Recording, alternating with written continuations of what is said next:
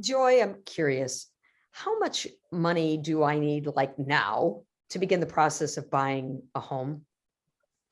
Well, obviously that does vary depending on the price of the home, but the way we try and set it here is if you're purchasing a house up to 200,000, you're probably going to be looking at about $1,000 earnest money. That's your good faith money that Mr. Seller, I promised to buy your house. And then for every 100,000 you go up in value of the house, then they're probably going to be looking for more of another $1,000. So $300,000 house, you're going to have $2,000 for your earnest money. Just the higher the house, the more earnest money it makes the seller feel comfortable. You're going to then be looking at somewhere between, I would say, about $320 and $500 for your home inspection. And that obviously really depends on who you call and whether you've got any kind of affiliate, because we do have some home inspectors that will give a discount for emergency responders. They'll give discounts for military people, especially if they're ex-military as well. They just like to give back. You're then going to have somewhere between $450 and $600 that the lender is going to ask for to pay for your appraisal.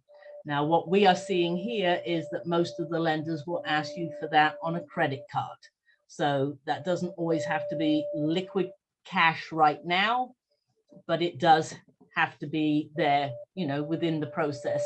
And obviously earnest money and your home inspection money, the lender is going to look at it very carefully if it's going to be borrowed by somebody else. And I don't recommend you doing that with a gift.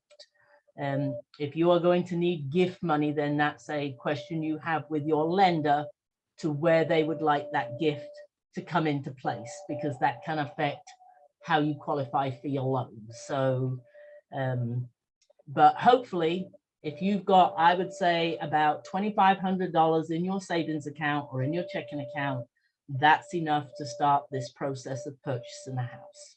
Okay, all right, great. And so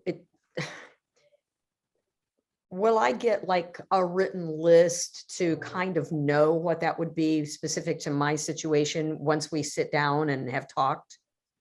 Once we've sat down and talked, we can give you a rough idea. Once we've found the house, then we can give you a drop dead amount, just because once we know which house you're going after, we will know if there is anything else, such as a well and septic, which doesn't apply to every house, but it is a amount.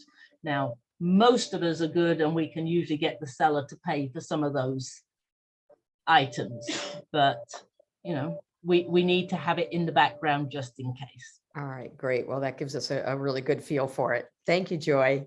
You're welcome.